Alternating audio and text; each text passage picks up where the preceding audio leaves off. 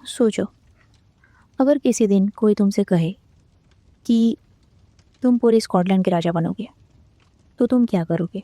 खुश होगे या उस सपने को सच करने के लिए किसी भी हद तक चले जाओगे? आज की कहानी एक ऐसे ही बहादुर योद्धा की है जिसने एक भविष्यवाणी पर इतना भरोसा कर लिया कि वो हीरो से विलन बन गया और उसकी लालच ने उसकी जिंदगी बर्बाद कर दी। ये है मैकबेथ की कहानी। एक ऐसी कहानी जिसमें पावर है, बिट्रेयल है, मर्डर है, गिल्ट है और एक ऐसा ट्विस्ट है जो सब कुछ बदल देता है। तो वीडियो को एंड तक ज़रूर देखिएगा, क्योंकि जितना डार्क ये स्टोरी आगे बढ़ता है उतना ही शॉकिंग इसका अंजाम है। तो चलिए दोस्तों, अपना एक कोजी सा कॉर्नर ढूंढ लीजिए, हेडफोन लगा लीजिए और मेरे साथ चलिए स्कॉटलैंड की धुंध से घिरी मैदानों में। उस धुंध को चीरती हुई 3 अजीब और रहस्यमयी विचेस। वो तीनों विचेस एक ही शब्द दोहरा रही थी, fair is foul and foul is fair. और वहीं दूसरी तरफ युद्ध चल रहा था। मैकबेथ और बोंको दुश्मन की सेना को हरा देते हैं। एक दिन युद्ध जीतकर लौटते वक्त मैकबेथ और बोंको की मुलाकात जंगल में 3 अजीब विचेस से होती है। मैकबेथ विचेस को देखकर चौंक जाता है और विचेस अपने आप में ही फुसफुसाती हैं, hail Macbeth, thane of Glamis, hail Macbeth, thane of Cawdor, hail Macbeth, future of king. वो 3 भविष्यवाणियाँ करती हैं। पहली कि मैकबेथ थैन ऑफ ग्लेमिस बनेगा, फिर वो थैन ऑफ कॉइडर बनेगा और आखिर में वो किंग ऑफ स्कॉटलैंड बनेगा। वो मैकबेथ से कहती हैं कि तुम एक दिन स्कॉटलैंड के राजा बनोगे।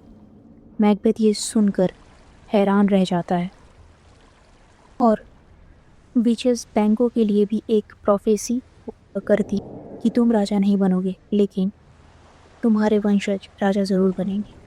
कुछ ही देर बाद मैकबेथ को खबर मिलती है कि उसे थैनी ऑफ कॉइडर बना दिया गया है और ये सुनते ही मैकबेथ चौंक जाता है कि पहली भविष्यवाणी सच हो गई है। फिर मैकबेथ को एक नया टाइटल और एक नया पोजीशन मिल गया। अब उसके दिमाग में सिर्फ एक ही सवाल घूम रहा होता है कि अगर पहली भविष्यवाणी सच हुई है तो क्या मैं सच में स्कॉटलैंड का राजा बनने वाला हूँ?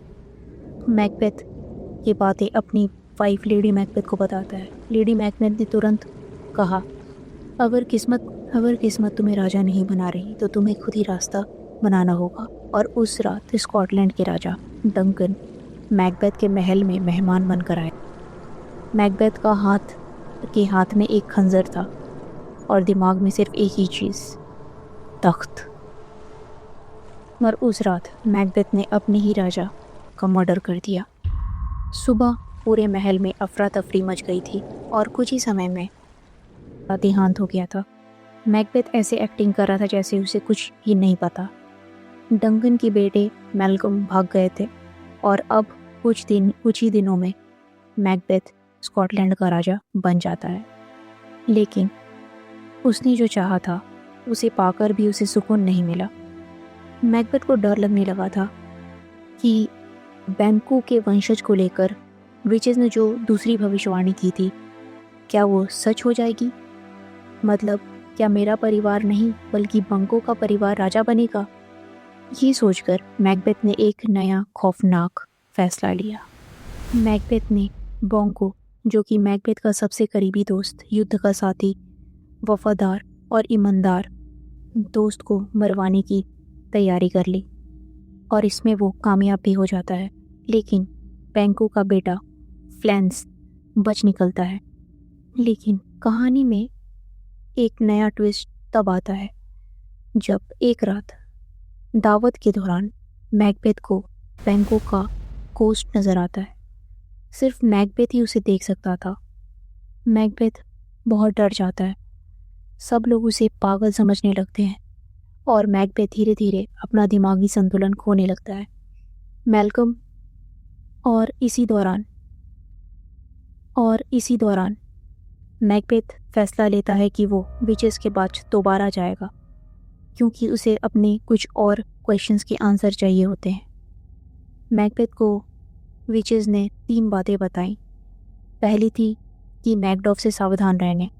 दूसरा कहा कोई भी औरत से पैदा हुआ आदमी तुम्हें नहीं मार सकता। और तीसरा, जब तक बर्नम वुड्स ड्यून से नहीं आते तुम सुरक्षित हो।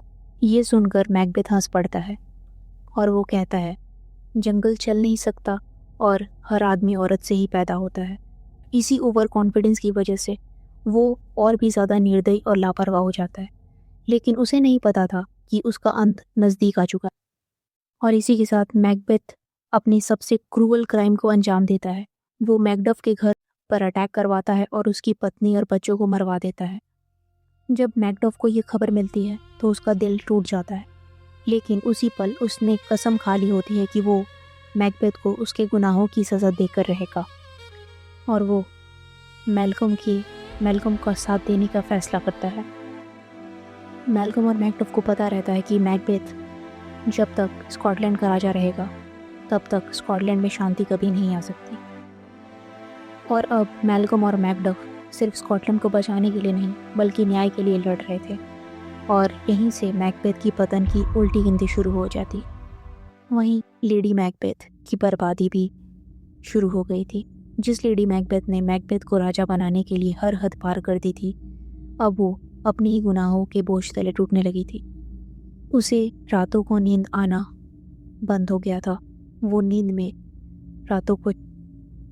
नींद में चलने लगी थी। उसे लगता था कि उसके हाथों पर खून लगा हुआ है जो कभी साफ नहीं हो सकता। गिल्ट ने उसका चैन, उसकी खुशी और उसकी मानसिक शांति सब कुछ छीन ली थी। और फिर खबर आती है एक दिन कि लेडी मैकबेथ की मृत्यु हो चुकी है। मैकबेथ ये खबर सुनकर पूरी तरह से टूट जाता है, लेकिन उसके पास शोक मनाने का भी वक्त नहीं होता क्योंकि सब कुछ उसके हाथ से फिसल चुका होता है। स्कॉटलैंड के नोबल्स मैकबेथ के खिलाफ हो जाते हैं। मैल्कम और मैकडफ सेना लेकर आते हैं। बर्नम वुड्स के पास हर सोल्जर्स एक ट्री ब्रांच पकड़ लेता है। मैल्कम और मैकडफ ने इंग्लैंड की सेना के साथ स्कॉटलैंड पर चढ़ाई कर दी थी। हर सिपाही ने पेड़ की शाखा पकड़ ली थी। दूर से ऐसा लग रहा था जैसे पूरा जंगल ही मैकबेथ की महल की तरफ बढ़ रहा हो। और तभी मैकबेथ को समझ आया कि विचेस की भविष्यवाणी सच हो रही है। युद्ध शुरू होता है। मैकबेथ अब भी कॉन्फिडेंट है। उसे लगता है कि कोई उसे मार नहीं सकता क्योंकि हर आदमी औरत से ही पैदा हुआ है और विचेस ने कहा है कि जो भी आदमी औरत से पैदा हुआ है वो तुम्हें नहीं मार सकता। मैकडफ और मैल्कम अब आमने सामने होते हैं। मैकबेथ कहता है no man born of a woman can kill me. तब मैकडफ एक शॉकिंग सच बताता है। वो कहता है मैं माँ के पेट से नॉर्मल जन्म नहीं लिया था, मुझे ऑपरेशन मतलब सिजेरियन बर्थ के ज़रिए जन्म दिया गया था। वो कहता है I was from my mother's womb ultimately ripped. Macbeth ये सुनकर पूरी तरह चौंक जाता है और उसकी चेहरे की हवाइयाँ उड़ जाती है। वो सोचता है कि विचेस ने उसे धोखा नहीं दिया बल्कि उसने खुद उनकी बातों को गलत मतलब समझा। और उसी पल मैकबेथ को अपनी हार नज़र आने लगती है। मैकडफ ने मैकबेथ को हरा दिया था और स्कॉटलैंड को उसके अत्याचार से आज़ाद करा दिया था। इसके बाद मैल्कम स्कॉटलैंड का नया राजा बनता है और देश में फिर से शांति लौटा। और इसी के साथ एक बहादुर राजा जो कि अंत तक आते आते विलेन बन गया था, उसका अंत होता है। तो आप क्या करते अगर आपको ऐसी कोई भविष्यवाणी मिलती? कमेंट करके ज़रूर बताइएगा। और अगर आपको ऐसी मिस्ट्री और लेजेंडरी स्टोरीज पसंद है तो हमारे चैनल को सब्सक्राइब करना मत भूलिएगा। मिलते हैं अगली कहानी में। तब तक के लिए कीप लिविंग, कीप ड्रीमिंग।